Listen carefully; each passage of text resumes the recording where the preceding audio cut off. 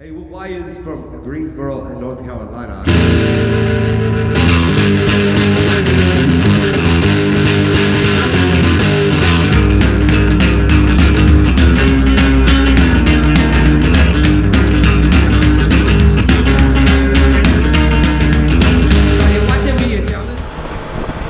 So it's Saturday morning, August 20th, about 11 o'clock in the morning, and a big storm just came through our area early this morning. Thunderstorms, but it moved through the area pretty quick.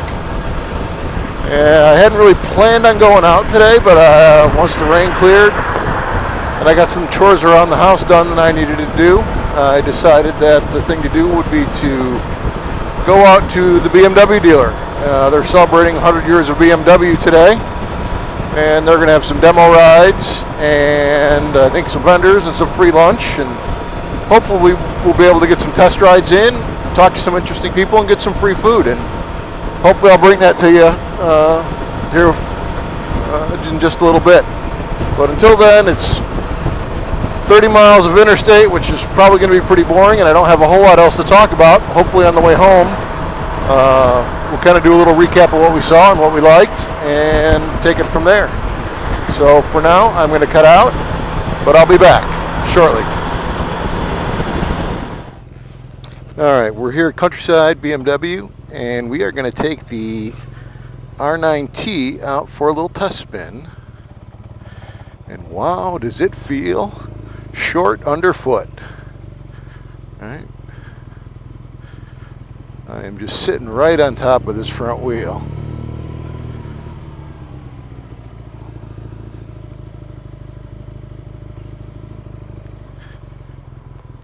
Tell you, the stock pipes on this thing sound awesome. Really good.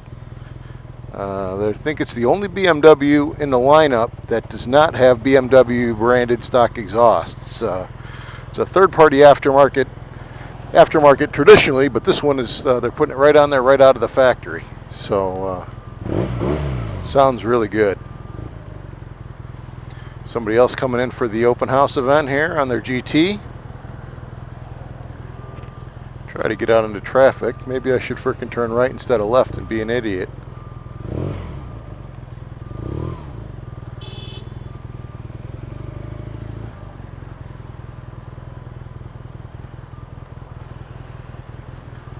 I think I'm going to try to play the halfway game here. There we go.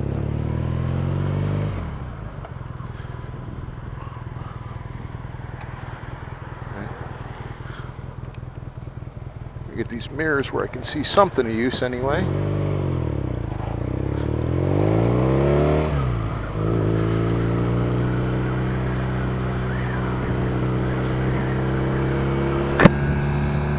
A little bit of sprinkles here, but other than that, you can see really kind of small Spartan instrument panel on this thing. Reminds me of riding a little CB350 or something like that in the kind of the way it feels.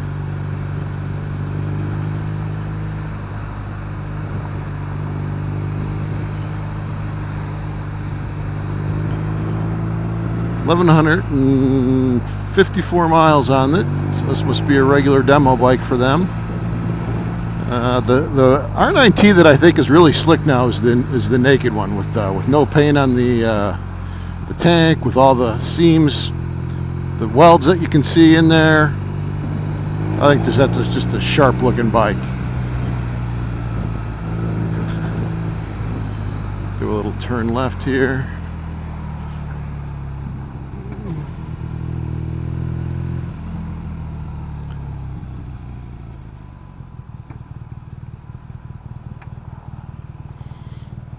Said I'm a short guy. I am tippy-toeing this bike at I usually wear 29 inseam pants, 29 to 30. I'm not heels flat. If I put them behind the foot pegs there, I can go heels flat. But if I stay in front of the pegs, I'm up on toes.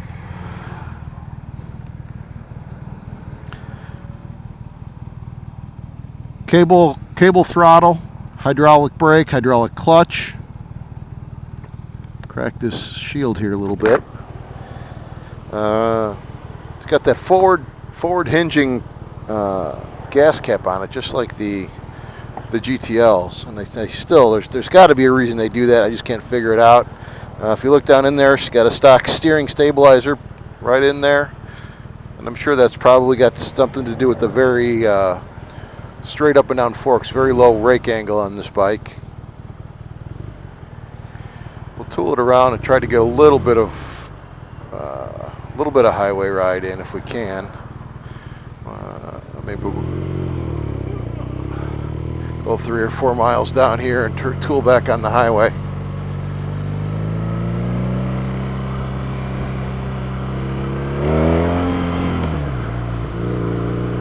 Really good torque at low RPMs.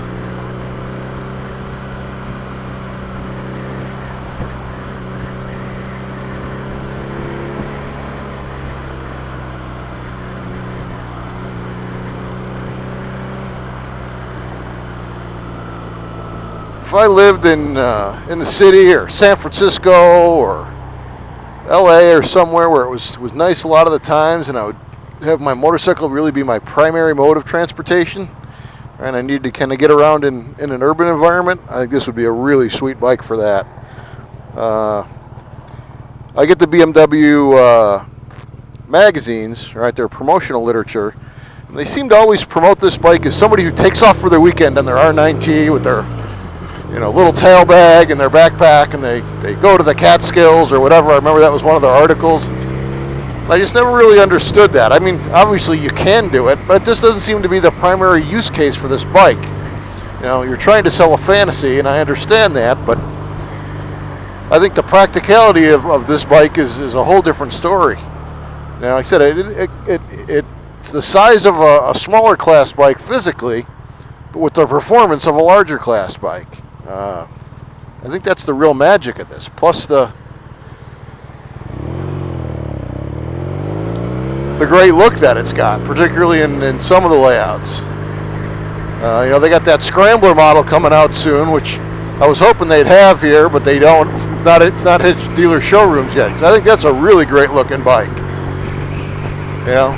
If I was living in Maine or New Hampshire or upper Wisconsin, something like that, I think that would be just a great looking bike.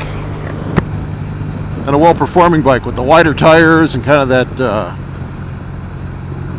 little bit more kind of thicker look. Really like it.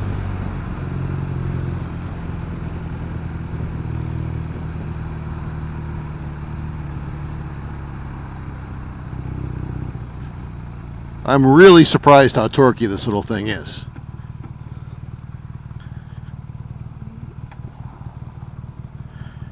The gas symbol is on. I don't know what that means, if I'm low or if I'm okay, but hopefully I'm not going too far. So it won't be an issue.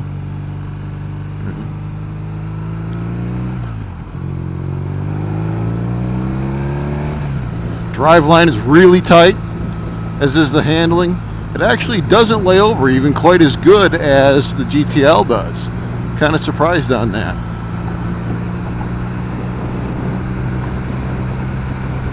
All that drivetrain geometry, I'm sure, plays a part, but really stable.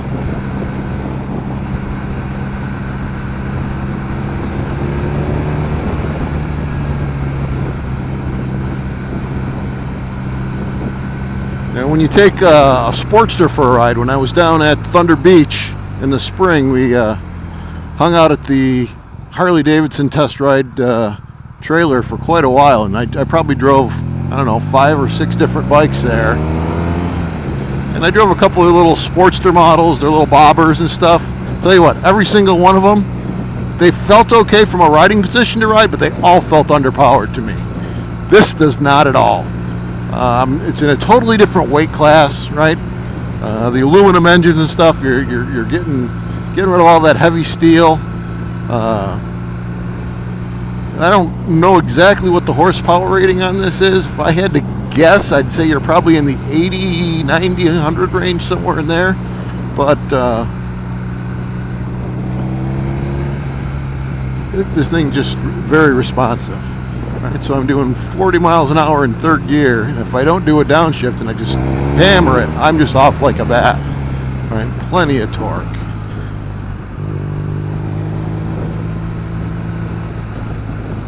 Performing much better than I thought it would.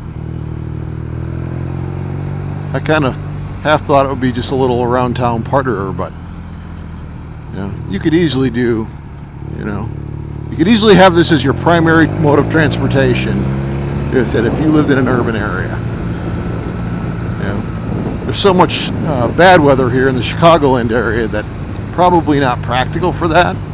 But if you're trying to get into a BMW at a lower price point, this might be somewhere to look if you're not looking into the kind of whole sport bike or the GS. This is it's been really fun so far. Very, very stiff suspension though. There is a manual preload on it that I'm not sure where this is set up at currently in terms of where that is in the crank range, but Mr. 5.0 is going the other way. Like to see that. But it's a very, very stiff ride. I come in at about 190 pounds and I hit these little bumps and that suspension's barely giving it all. Seat's pretty comfortable, at least so far. Better than I thought it would be again. When you look at it, it looks kind of like a board, but there's definitely some cushioning there. It's nice and narrow too.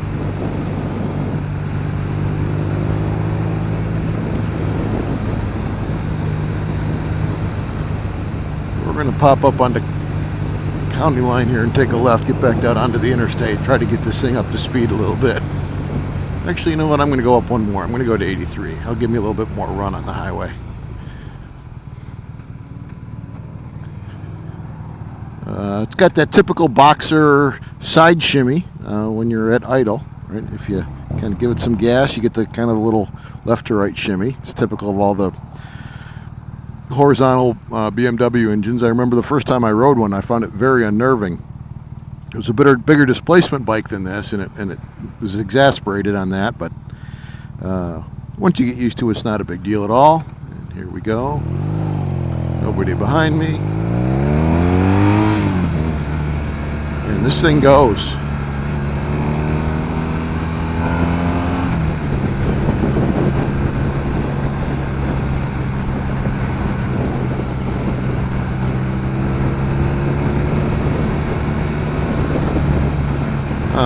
Coming back from Florida in the spring, one of the guys we were riding with, two of us were on BMWs. One guy was on a Harley and one guy was on a Gixxer, and it was raining and cold, and obviously had a little bit of fairing because it's a sport bike, but he was freezing. I really wouldn't want to be caught on this thing in a 40 or 50 degree rain. You're very exposed.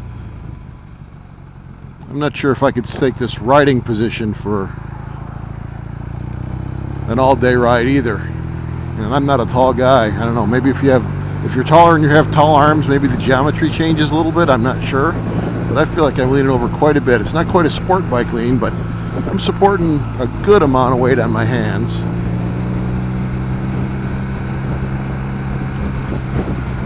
Maybe part of it is I'm just not that used to this style of bike anymore.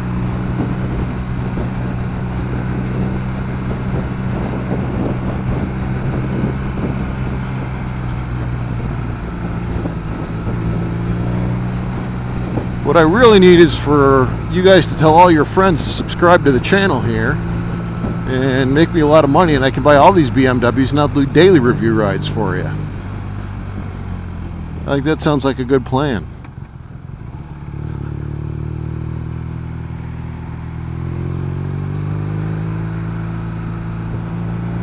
Right there, you hear that little exhaust note? You probably don't, because I've got the external mic turned off on the camera.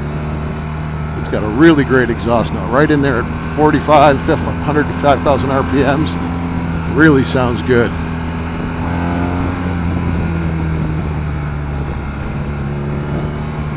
And there is just no driveline lash in this thing at all. I'd like to see these mirrors up a little bit further. Even when I've got them adjusted, and at least as good as I think they'll go, but visibility's not terribly good in them. I'd like to see them maybe coming off that triple tree or something, just give me a little bit better angle. Go south here, Chick-fil-A, and maybe 2 miles down here is the interstate. We'll get back on the interstate and take a little loop, go back to the BMW of Countryside.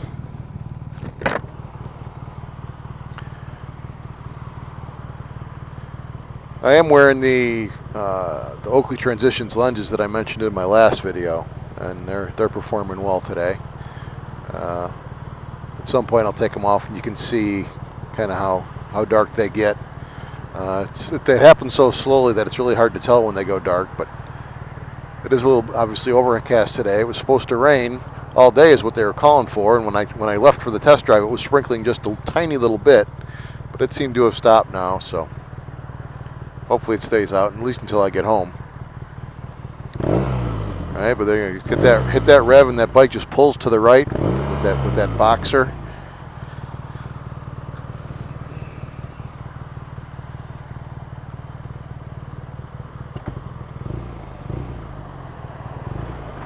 So if you've got a 9T, why did you get it? Why did you pick it over other bikes? Kind of in my my GTL exclusive video, I kind of talked about why I got it, and how my last video I talked a little bit about when I had my deer accident. There was just no question in my mind that I was going to get another one. And what drives guys to get this bike? Is it something specific about this bike? Is it the price point? Is it the performance? Is it a combination? You know, obviously it's a combination, but usually there's one kind of thing that you like. You're drawn to the look, or you're drawn to the sound, or you're drawn to the use case, right? If you guys watch Nut and Fancy at all, I'm a big fan of his. He talks about philosophy of use, right? What's the philosophy of use for this bike? And I've already said it a couple times. To me, this is the urban commuter bike. That seems to be the right philosophy of use here. I could just totally see that, right? I don't have more than maybe 10 miles to go between where I live and where I work. I zip there in and out. The weather's mostly good.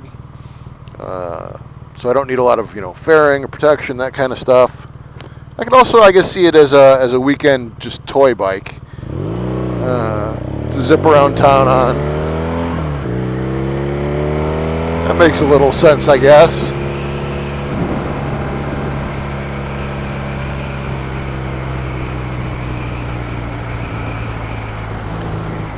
Gotta get over here because I get on the interstate.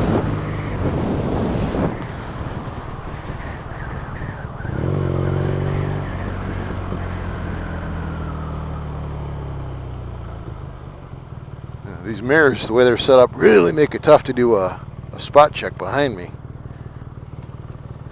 They're just not that great of visibility. I'm going to adjust them out just a little bit more, see if that helps. But it is definitely a fun little bike. The exhaust note actually reminds me a little bit of a two-cycle. It's kind of got that similar tone to it.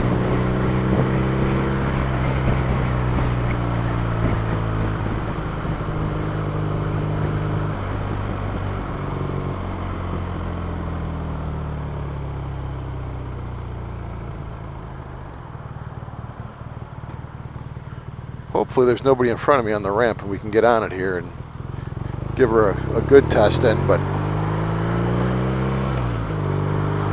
ooh, there you go. That's a nice car. And here we back are at that 4,800 RPM. That exhaust note right there is just sweet.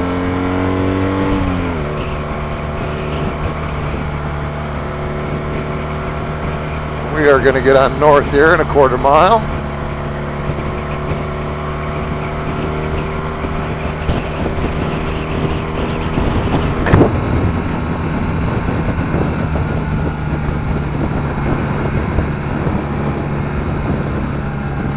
Have minivan mom in front of me.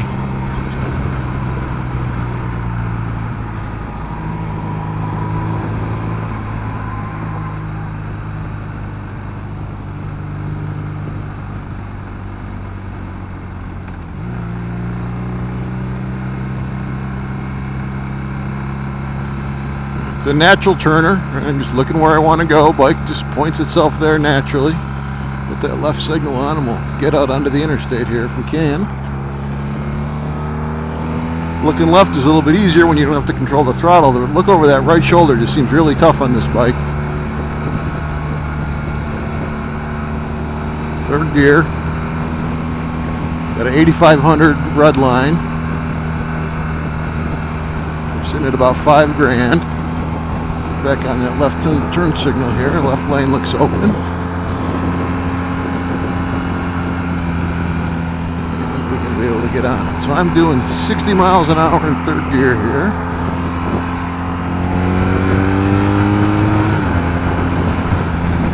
Fourth gear. Wow, he's hit a pretty good frost heave, and it threw me pretty good. I gotta get out of this lane. The center lane is terrible on 55 for frost heaves and heat buckles and all kinds of other stuff. Not a big fan of the right lane up here. We're merging with another interstate. We'll give it a try. But this is the same road we came in on when we went to the dealership to start with. So we're just cruising fourth. So I go into sixth, and at 65 miles an hour, I'm at about 4,000 RPMs. And the noise goes way down. It's not too bad. I hear more wind noise than engine noise at this point.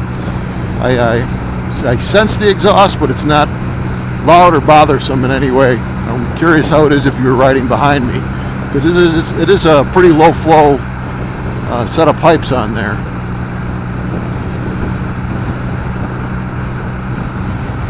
I need to get out of this right lane.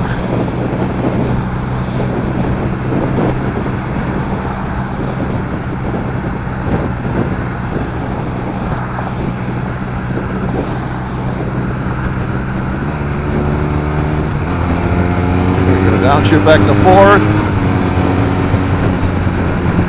Clutch there seemed a little bit soft. It didn't do a hard grab for me, but maybe it's just smooth that way. Without riding it a lot, it'll be hard to tell. We're here doing, so yeah, you hit those bumps, those frost heaves or the heat buckles, and then this thing throws you. This suspension is very stiff. Get back over into the center, and I think we're past all that because the pavement changes here. It's a little bit newer on this side of the 294.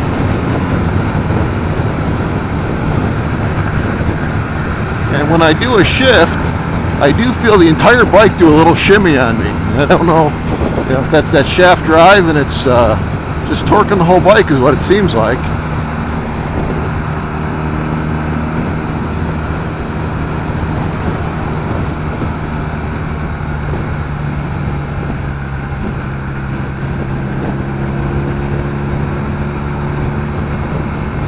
We're going to get back off up here in a little bit. Range Road.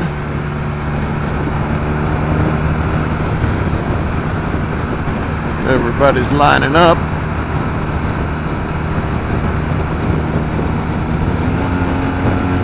Downshift back to fourth here. Try to get to the front of this line.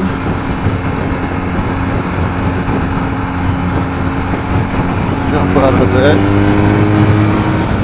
It goes though, I'll tell you.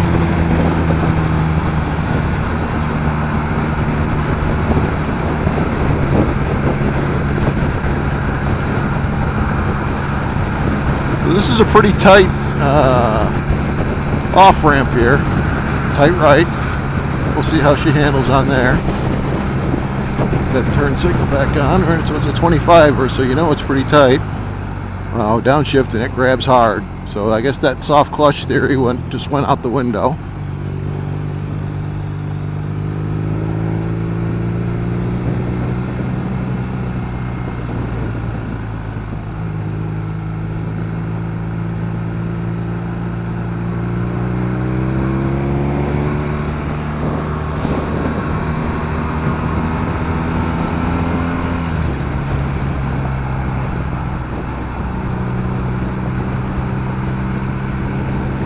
I'll tell you, it's a fun little bike. I could totally live with one of these in my garage and under my butt on the weekends. But this is definitely not the bike I want to take to Canada or the Grand Canyon or Yellowstone or Yosemite or anything like that. I just think it would be very fatiguing over time. But the one thing I guess that I haven't talked about so far that I am very kind of happily surprised about is the very low wind buffeting. Right? I'm sitting here with no fairing, and I don't feel like my head and my upper body's getting shook around at all. I'm not sure what to attribute that to, but I don't feel that at all. Really, it's just the leaning over position and the engine vibration because of the lightness of the bike and the twin. I think that would be pretty fatiguing over time here. You know, and honestly, I don't know really what else you'd do to this bike once you picked it up. It's kind of a, oh, just killed it.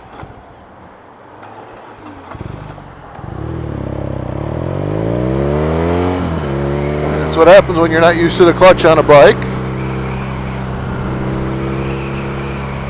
But it must be pretty high compression though, because that starter seemed like it was struggling to get that thing turned over.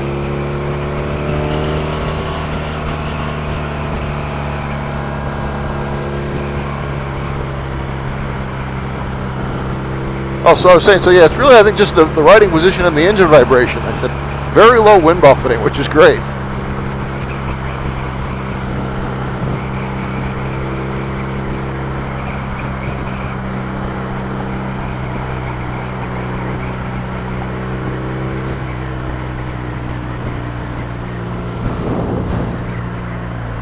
A lot of traffic, a lot of traffic.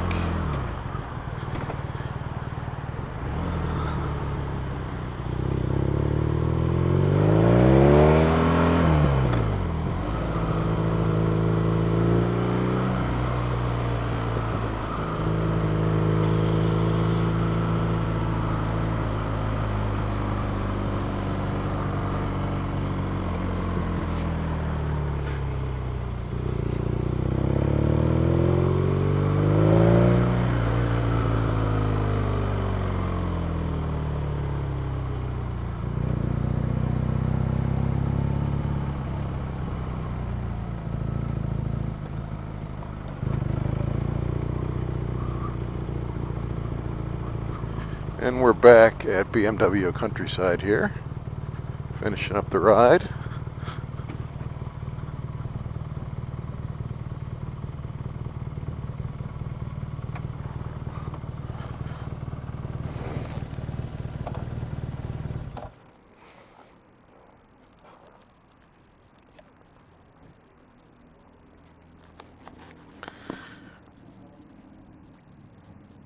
It's a good looker.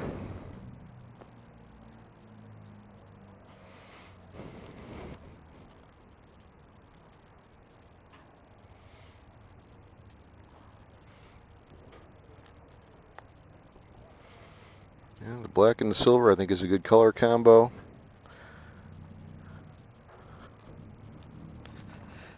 You know, the air intake is pretty good. I like the way they dealt with that. All around pretty slick bike.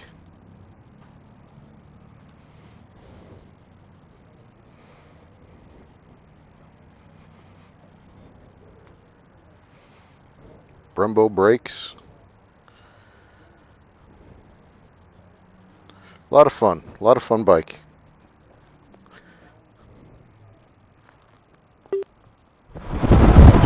So just coming home from the BMW 100th anniversary event at BMW Countryside, where we rode the R Nine T, and it was a good time. It was a nice ride. One of the interesting things about switching bikes back and forth pretty quickly is that whole kind of A-B comparison that you can get.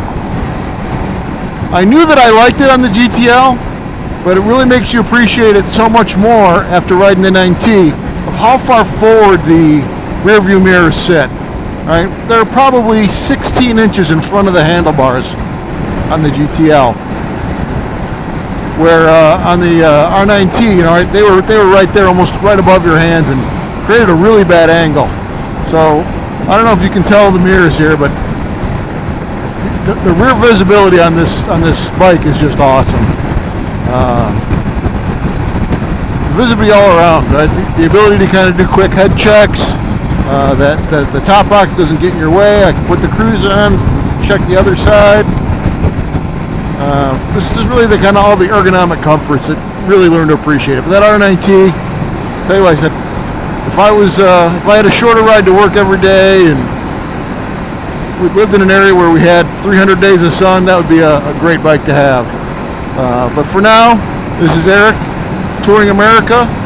Post on any questions or comments you have in the comments below, and make sure you tell your friends and subscribe. We need to get the subscribership up to 100 so that I can start doing some other things on my YouTube account. So anything you can do to help me out with that, I'd appreciate it. Touring America, have a great day. It's great to ride.